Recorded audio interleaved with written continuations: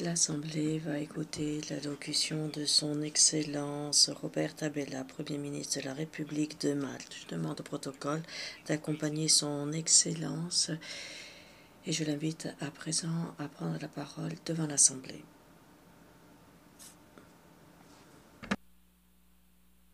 Secretary General, Monsieur le secrétaire général, Monsieur le Président, Excellence, Mesdames et Messieurs les délégués, chers amis, quand nous étions réunis ici l'an dernier, qui aurait pu prévoir que quelques semaines après, notre monde serait chamboulé par les attaques effroyables du 7 octobre. Et en 12 mois depuis lors, nous avons vu des pertes en vies humaines continues, nous avons vu l'urgence humanitaire d'une telle ampleur qu'il serait facile de perdre espoir, il serait facile de croire qu'on ne peut rien faire, il serait facile de croire qu'on peut simplement tendre l'autre joue. On ne peut pas se soustraire à la triste réalité, à savoir notre monde se heurte aux plus grands défis et les populations de bien trop de ces Nations Unies se heurtent aux plus grands périls. La gravité de ces menaces est telle que nous, les dirigeants du monde entier, sommes face à deux choix. Soit nous choisissons la voie du désespoir, décidant par découragement qu'il est impossible de faire quoi que ce soit, ou bien nous choisissons de persévérer, résolus à l'idée que, aussi difficiles soient les choses, nous pouvons redoubler d'efforts, relever ces défis et atténuer ces périls. Et je suis convaincue que nous avons la responsabilité morale de choisir la voie de la persévérance. Et je ne m'excuserai jamais de réaffirmer la simple conviction qui a fait que j'ai choisi la politique, à savoir, demain peut être mieux qu'aujourd'hui. Et quelles que soient les difficultés, c'est une conviction qui m'anime encore. Je refuse de croire qu'on devrait simplement baisser les bras. Je refuse d'écouter ces sirènes qui disent que le pire est inévitable et que ce n'est pas la peine d'essayer d'avoir de meilleurs résultats. Je refuse de concéder à cette idée qu'il faut reporter les décisions difficiles, ou bien encore je refuse de croire que les petits pays doivent accepter passivement les décisions des plus grands acteurs. Accepter cela, ce serait accepter que l'Assemblée générale, nos Nations unies, finalement ne sont rien qu'un conseil de désespoir. Moi, je dis non à cela, résolument non. Les Nations unies peuvent et doivent être un conseil d'espoir. Personne ne prétend qu'on puisse utiliser une baguette magique et trouver des solutions instantanées, non. Mais nous avons le devoir de garder l'espoir en vie, de continuer d'essayer, de continuer de travailler, de se battre pour les valeurs qui ont été à la fondation même de cette idée des Nations Unies. Il y a 80 ans, suite à la Première Guerre mondiale, nos prédécesseurs ont eu le courage et la perspicacité, dirais-je, de faire en sorte que le monde est un lieu où la voix de chaque pays puisse être entendue. Et alors que le colonialisme s'est effondré dûment, il y a eu beaucoup de nouveaux pays indépendants qui ont ajouté leur signature à la charte. Et Malte compte parmi ces pays. Alors que nous avons acquis notre indépendance vis-à-vis du Royaume-Uni, nous avons pris notre place dans le monde. Et cette année, c'est le 6e anniversaire de l'entrée, le 60e anniversaire de l'entrée des Nations Unies. De Malte aux Nations Unies. Il y a 60 ans, mon pays a commencé à voir ces rêves de nos pionniers, des pionniers de l'État de Malte. Alors que nous fêtons ce 60e anniversaire, membres donc des Nations Unies, Et alors que les Nations Unies, eux, vont fêter ces 80 ans, le message est clair. Le monde a besoin des Nations Unies, maintenant plus que jamais. Malte apprécie les Nations Unies aujourd'hui plus que jamais.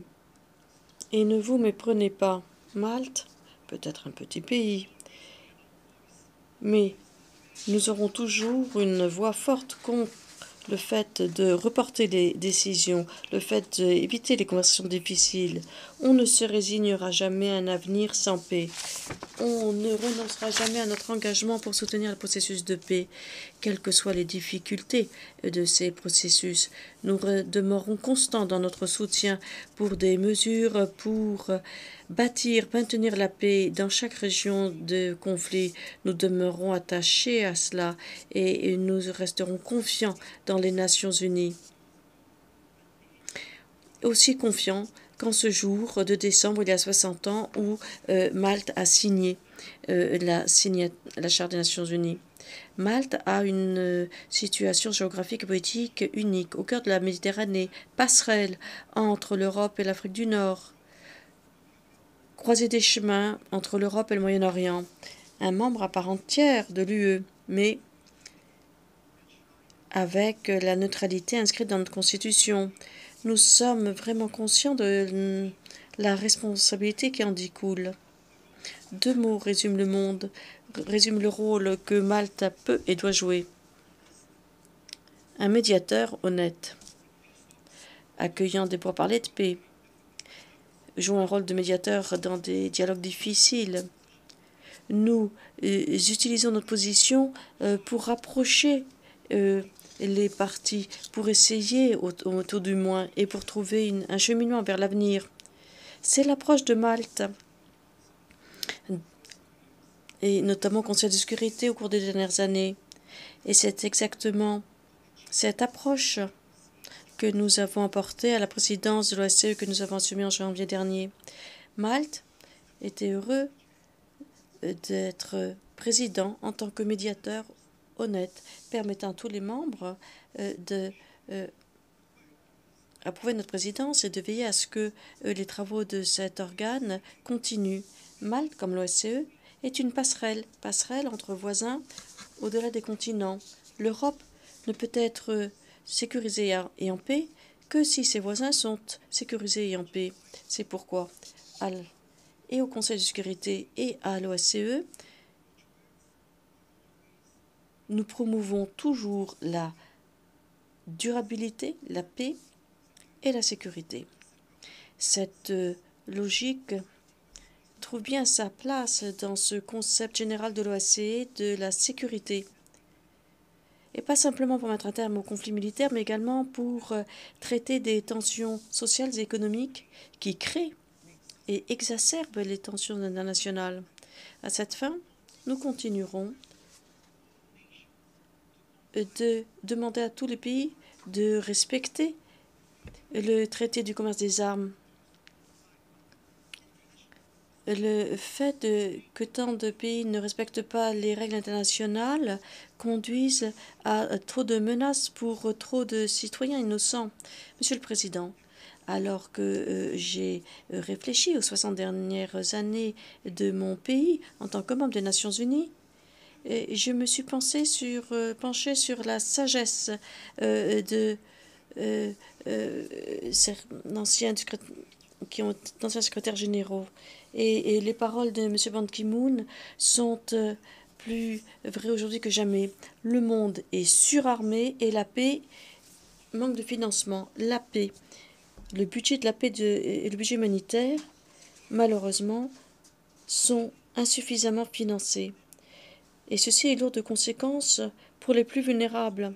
C'est pourquoi Malte exhorte tous les États membres à jouer leur rôle en fournissant les ressources nécessaires pour apporter secours, espoir, là où il est tellement nécessaire. Alors que Malte continue son mandat actuel au Conseil de sécurité, je suis fier de ce que nous avons pu faire face à la tragédie des événements en Israël et à Gaza, nous avons œuvré avec d'autres pour accorder la priorité à la réduction des souffrances humanitaires. Nous avons utilisé notre mandat au Conseil de sécurité pour œuvrer pour la résolution 2712 qui avait exigé des pauses humanitaires urgentes et étendues et la fourniture de couloirs pour l'acheminement critique d'aide à Gaza pour les civils, notamment les enfants. Et la résolution demandait également la libération des otages détenus par le Hamas et d'autres groupes militants de la bande de Gaza. Et nous sommes fiers que ceci a conduit à la libération de 105 otages lors de la pause de 7 jours qui avait été négociée. De même, je suis fier du rôle joué par Malte au Conseil de sécurité pour l'adoption de la résolution 2728 qui a exigé un cessez-le-feu immédiat dans la bande de Gaza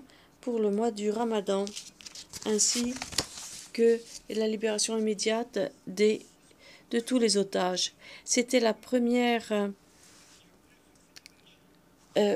c'était notre première motion en tant que membre non permanent. Beaucoup d'attention s'est portée sur Israël et Gaza depuis le 7 octobre. Et maintenant, cela conduit à une escalade dangereuse et très inquiétante au Liban. Nous sommes convaincus que nous devons tous essayer de faire en sorte que les flammes de ce conflit n'embrasent pas l'ensemble de la région et que nous prenions tous des mesures décisives pour régler ce conflit avant qu'il ne soit trop tard. En outre, il est impératif que nous, en tant que communauté mondiale, ne perdons pas de vue les autres zones du monde où il y a des guerres et où l'on tue aussi des civils. C'est une réalité quotidienne tragique. Et je veux parler du Soudan, du Yémen, de la Syrie et bien sûr de l'Ukraine. J'en viens maintenant à un autre conflit. Le voisin au sud de Malte, la Libye. Aider le peuple libyen à parvenir à une solution juste et durable à la crise institutionnelle pour laquelle ils ont payé un tribut trop fort, trop longtemps. C'est une priorité clé pour Malte. Ce règlement profiterait au peuple libyen, mais également à tous les voisins de la Libye et également à l'ensemble de la région.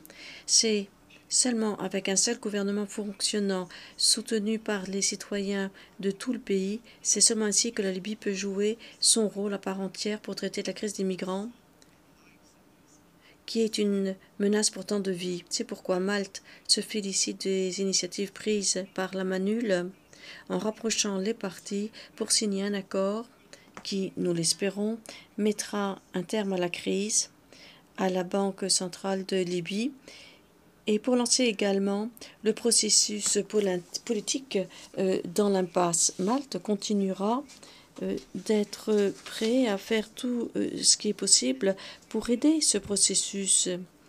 Et nous prendrons toujours l'engagement en amont de la communauté internationale pour soutenir, renforcer ces efforts menés par l'ONU.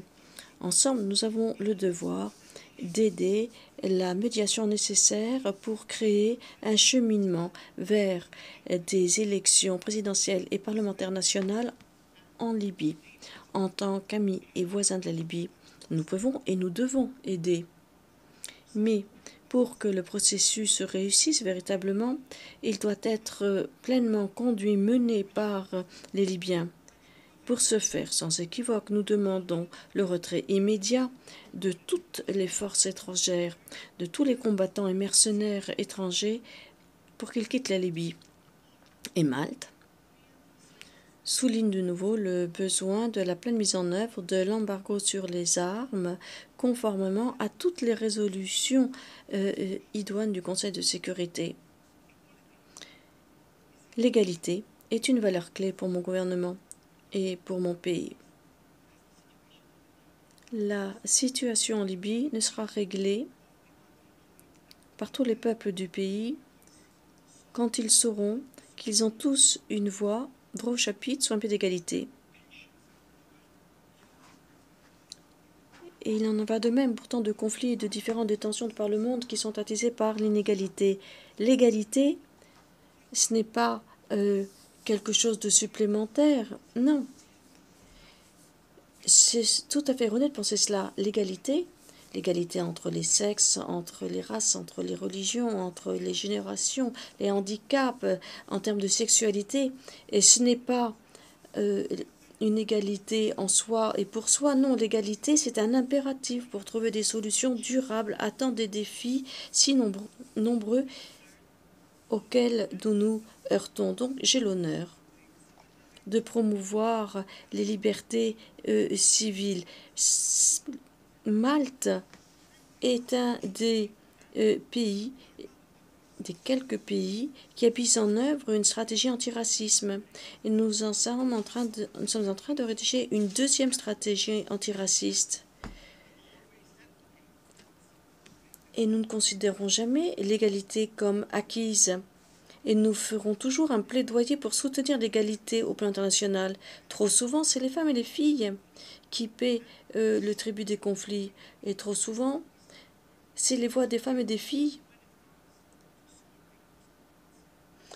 qui ne sont pas assez entendues quand il faut régler les conflits. Or, sans femmes, il ne peut pas y avoir de paix. Alors que le monde redouble d'efforts pour la paix, nous devons redoubler tous d'efforts pour faire en sorte que la voix des femmes, des filles soit entendue. Sur le terrain, mais autour de la table de prise de décision lors de mon mandat au Conseil de sécurité, Malte a durement travaillé pour cela. Malte a présidé le groupe de travail de Conseil de sécurité sur les enfants et les conflits armés. Et au cours des 18 derniers mois, le groupe de travail a fourni des conclusions sur le rôle des enfants dans le conflit au Soudan du Sud, au Nigeria, au Mali, en Afghanistan, en RCA, en Colombie, en Irak et en Somalie. Cette longue liste est un triste témoignage de l'ampleur et de la gravité et des violations répétées des droits des enfants dans les zones de crise. On ne doit jamais laisser faire ces abus flagrants à l'encontre des droits des enfants. Président, nous avons un dicton à Malte. Il Bahar Singur. La mer est riche. En effet, pour un pays insulaire comme Malte, la richesse de la mer, c'est la richesse de notre peuple. La santé de la mer, c'est la santé de notre peuple. Donc, nul besoin de nous rappeler combien il est essentiel de protéger la richesse, la santé et la biodiversité de nos mers et de nos océans. Et nous savons combien les petits pays insulaires seront impactés par le réchauffement des océans et par l'élévation du niveau des mers. Nous, les petits États insulaires, sommes parmi les plus petits émetteurs de gaz à effet de serre. Mais nous sommes la ligne de front, littéralement, de l'urgence climatique. Les répercussions des changements climatiques seront senties par tous nos citoyens et nous devons faire notre possible pour réduire ces changements et pour renforcer autant que possible notre résistance face aux changements climatiques, changements déjà ressentis. Reporter cela, ce n'est pas une option. Les changements climatiques doivent rester la priorité mondiale. La solidarité, être côte à côte avec les autres petits États insulaires, c'est une valeur clé pour Malte. La solidarité signifie action, pas simplement des mots. L'initiative Les îles pour les îles est essentielle pour notre politique étrangère pour fournir une aide pratique concrète au PID, en faisant connaître les pratiques optimales, en renforçant les capacités. C'est pourquoi Malte a jouer un rôle chef de file pour l'élaboration de l'indice de résilience et de vulnérabilité climatique. C'est un moyen pratique pour aider les petits États insulaires à se préparer aux effets des changements climatiques. Alors que l'élévation du niveau des mers demeure une préoccupation majeure, la santé de nos mers et de nos océans est également une priorité pour nous. Et Malte demeure et sera toujours à l'avant-garde des efforts pour protéger nos océans. Lors des premières années, quand nous sommes devenus membres des Nations Unies, nous étions un ardent défenseur du principe du patrimoine commun de l'humanité grâce à Arvind Pardo.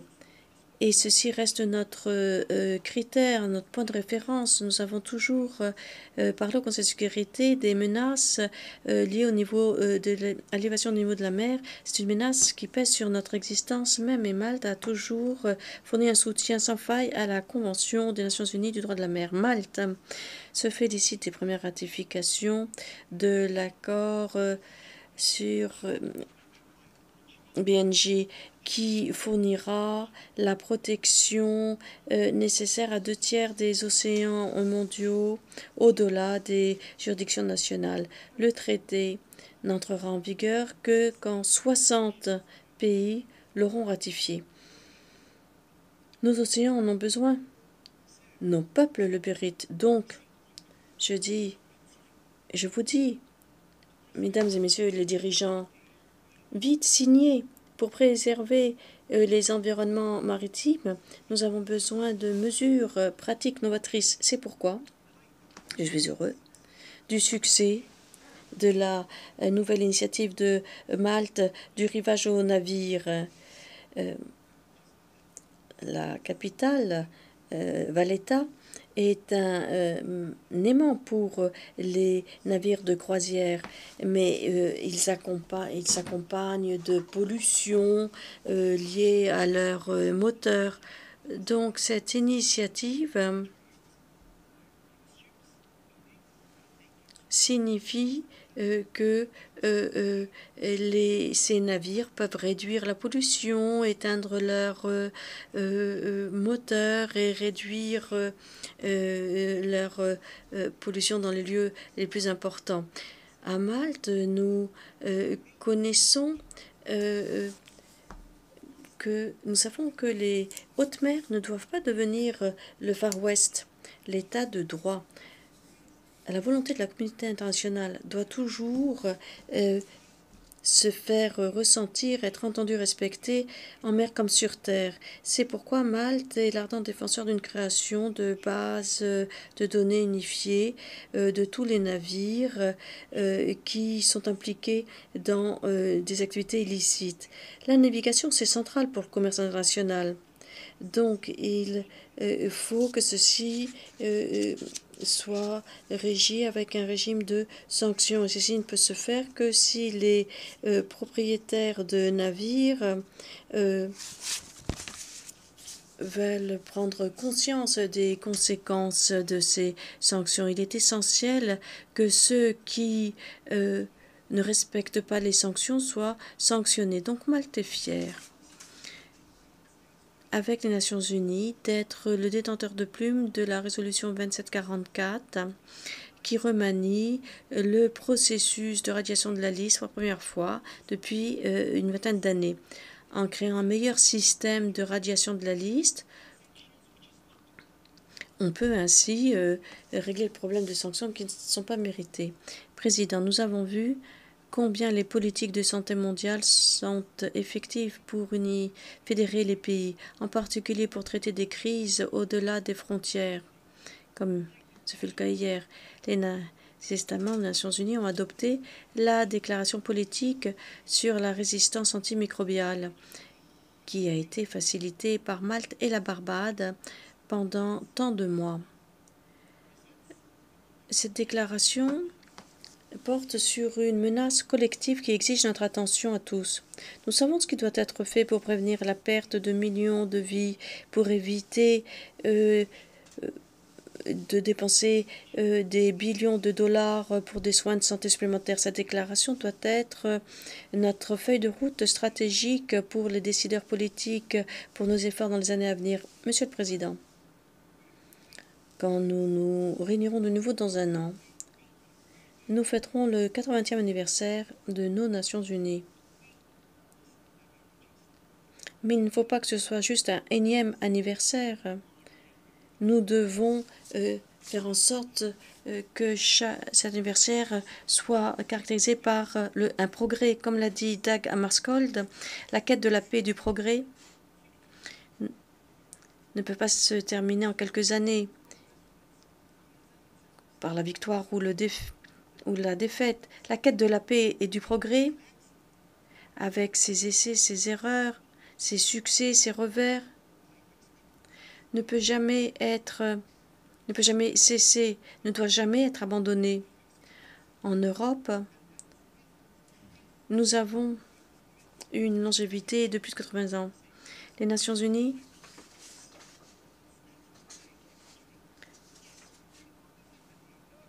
n'est que quelque peu plus âgé que cela. Et nous devons faire en sorte que nous devons prendre en compte les besoins de sécurité internationale. Les voix du nationalisme doivent nous alerter. On ne doit pas attendre. Agir pour mettre un terme à un conflit, pour mettre un terme aux souffrances n'est jamais facile, mais cela ne veut pas dire qu'il ne faut cesser d'essayer. Parvenir au consensus au travers des frontières des différents politiques n'est pas facile, cela ne signifie pas qu'il faut cesser d'essayer. Nous devons essayer de faire en sorte que le monde soit meilleur. Ce n'a jamais été facile, mais cela ne signifie pas que nous devions cesser d'essayer.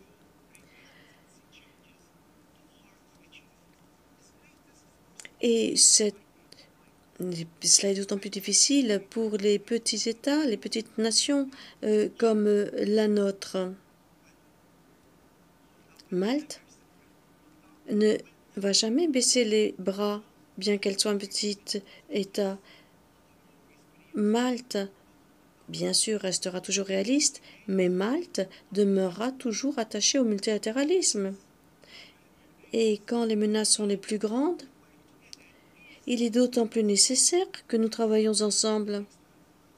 Donc, utilisons les 12 prochains mois pour nous préparer à ce 80e anniversaire, pour réaffirmer notre conviction collective dans les Nations Unies, pour redoubler d'efforts, pour régler les conflits, pour prendre les mesures nécessaires à l'avenir, nécessaires à la planète et à sa population, pour la réforme institutionnelle des Nations Unies, pour que les Nations Unies soient mieux à même de s'acquitter de sa tâche. En bref, avec chaque fibre de mon être, je vous dis qu'il est temps maintenant de choisir, et vous devez choisir, nous devons choisir la voie de la persistance, et nous devons rejeter la voie du désespoir. Oui, notre monde se heurte à de grands défis, à des menaces colossales. Mais si nous perdons la foi dans l'action collective, si nous perdons la foi dans notre capacité à changer la donne, alors nous perdons la foi dans l'idée même d'un monde meilleur. Si on ne persévère pas, on ne dirige pas, on trahit ceux qui ont placé leur foi en nous. Échouer, ce n'est pas une option, les enjeux sont trop grands, les risques sont trop grands, les conséquences sont trop grandes. Donc faisons ce choix de la persévérance, renouvelons aujourd'hui notre engagement en tant que Nations Unies, réaffirmons notre choix de la voie de la persistance. Et aussi difficile cela soit-il, entrons dans cette 80e année des Nations Unies avec un objectif simple. Ne renonçons jamais à l'idée que le monde de demain peut et doit être meilleur que celui d'aujourd'hui. Merci.